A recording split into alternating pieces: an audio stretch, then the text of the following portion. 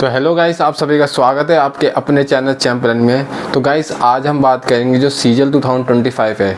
तो आज से अगर हम काउंटिंग भी करें तो हमारे पास ऑलमोस्ट कहते हैं 1 महीने का समय रह गया है। तो गाइस हमें लास्ट के समय में ऐसी किन किन चीज़ों पे फोकस करना चाहिए, क्योंकि गाइस आपने अभी तक ये तो देख लिया होगा कि 30 दिन की स्ट्रैटेजी, 40 दिन की स्ट्रैटेजी। मैं आपको ये सारी चीज़ें नहीं बताऊंगा, मैं आपको ये चीज़ें बताऊंगा कि आपकी जो अभी भी अगर जो तैयारी है ना कर रहे हो, या आप जिस भी पोजीशन में आप इस समय से भी 30 दिन में अपने आप को कैसे इंप्रूव कर सकते हो। तो मैं गाइस इन चीज़ों पे फोकस करूँगा रेदर देन मैं स्ट्रैटेजी नहीं बताऊँगा, मैं आपको छोटी छोटी चीज़ें बताऊँगा। तो गाइस जैसे आपको पता है कि मैंने एसएससी के ऑलमोस्ट हर एग्ज़ाम में क्वालिफाई करा है और अभी कहते हैं मैं असिस्टेंट ऑडिट ऑफिसर हूँ। तो गाइस मैंने कहते हैं सीजल का भी एग्ज़ाम 2 बार क्रैक करा हुआ है। तो मैं आपको बताऊंगा कि लास्ट के दिनों में मेरी क्या स्ट्रैटेजी होती थी और मैं किन किन चीज़ों पे फोकस करता था। मैं कुछ चीज़ों पे मतलब जो लास्ट का 1 मंथ होता है ना वो काफ़ी इंपॉर्टेंट हो जाता है। तो उस समय हमें अपनी जो तैयारी है ना वो काफ़ी अलग तरीके से थोड़ा करनी पड़ती है। उस समय तो हमें क्या करते हैं, हम अपने सिलेबस कंप्लीट कर रहे होते हैं, हम कहते हैं बुक से प्रैक्टिस कर रहे होते हैं, ये चीज़ें अभी भी करनी है। पर जो आपकी जो आपकी इम्पोर्टेंस है ना वो काफ़ी चेंज हो जाएगी।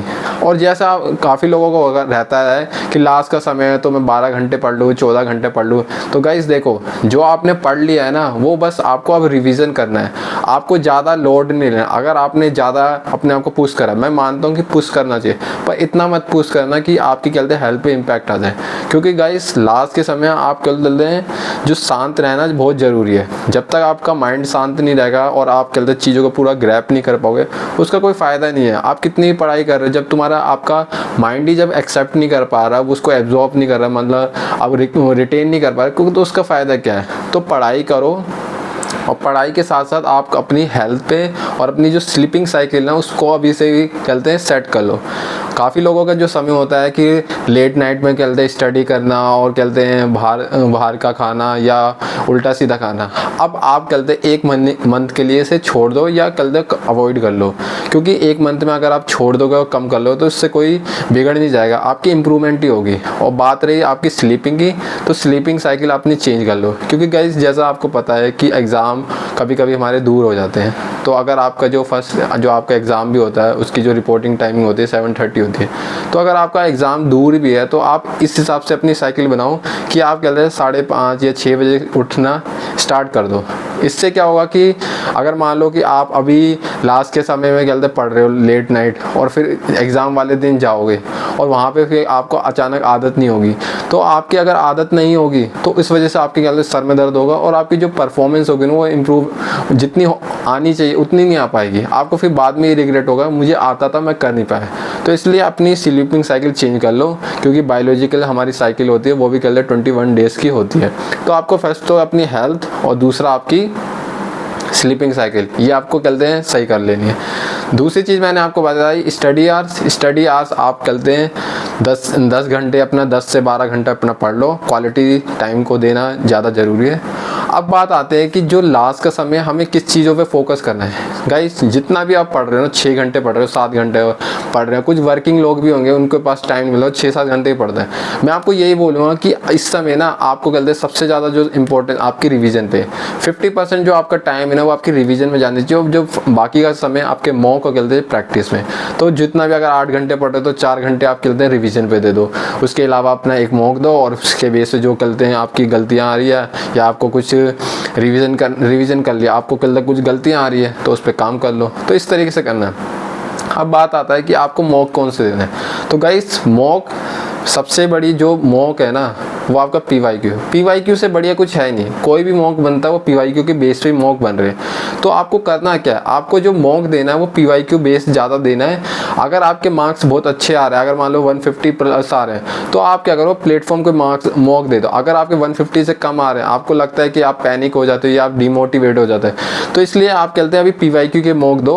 और पीवाईक्यू के मॉक से आपको ये लगेगा कि एक्चुअल में जो लास्ट ईयर एग्जाम होता है उसके बेस पे आपकी परफॉर्मेंस आप चेक कर लोगे, क्योंकि जो प्लेटफॉर्म के मॉक होते हैं वो आजकल काफ़ी टफ होते हैं, तो टफ के चक्कर में आप कहते हैं आपकी जो एक फोबिया बैठ जाएगा, आपको डिमोटिवेट हो जाएगा, जो आप पढ़ भी रहे हो वो भी नहीं पढ़ पाओगे। तो इसलिए PYQ को फोकस करो। अगर आपके अच्छे मार्क्स आ रहे हैं तो आप दूसरे मॉक भी दे सकते हैं, जो ये भी कर सकते हैं कि मॉक दे तो रहे हो, मेन बात होती है मॉक को एनालाइज कैसे कर रहे हो। अगर आप प्रॉपर तरीके से एनालाइज नहीं कर रहे ना तो उसका फ़ायदा नहीं है। मॉक देने का बस ये मतलब नहीं कि आप मॉक दे दे बस छोड़ दे। मॉक देने के बाद उसको प्रॉपर तरीके एनालाइज करो, आप कहाँ लैग खा रहे हो, कहाँ पे आपकी गलती हो रही है, कौन सा एरिया आपका वीक है, इन चीज़ों पे फोकस करो। और जो भी आपका एरिया वीक आ रहा है उससे रिलेटेड उसकी थोड़ी प्रैक्टिस कर लो।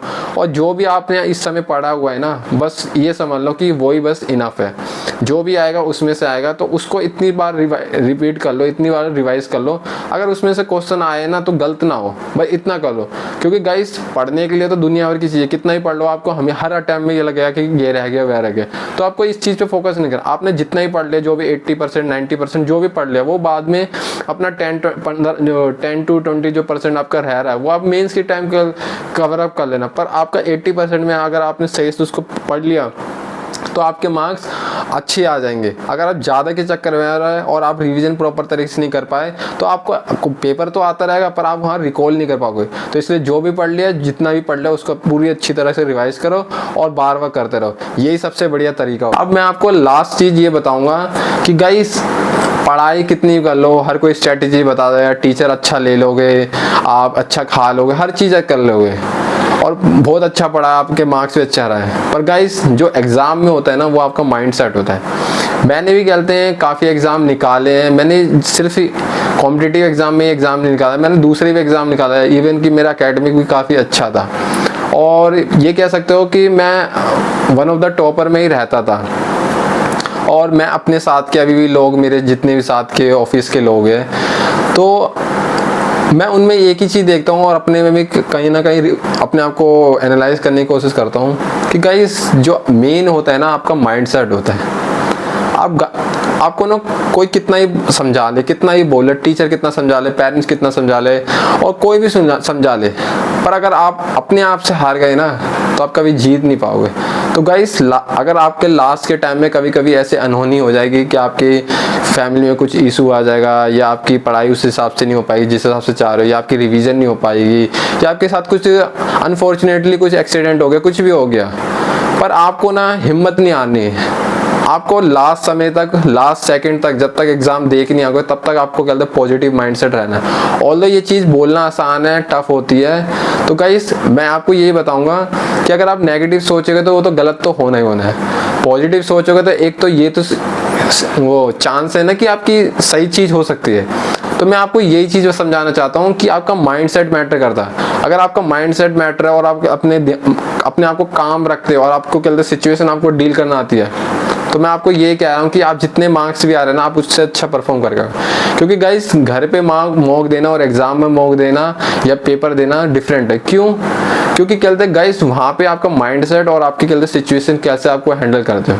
अगर आपको वो चीज़ आती है ना तो आप कहते हैं एवरेज भी स्टूडेंट होंगे ना तो आप अच्छा परफॉर्म कर पाएगा। तो गाइस इन चीज़ों को मैंने आपको ये बताया और ये मेरा एक्सपीरियंस और मैंने काफ़ी लोगों को देखा है, उनसे भी मैंने ये चीज़ें मतलब सीखी है और पता करी है। तो गाइस यही चीज़ होती है और बस लास्ट के टाइम में आपको हारना नहीं है, बस लड़ते रहना है और कितना ही हो कोई बात नहीं। अगर आपका सिलेबस अभी जैसा आपने स्टार्ट करा है 70% ही करा है, कोई बात नहीं, मैं 70% ही देकर आऊँगा, 70% लेकर आऊँगा।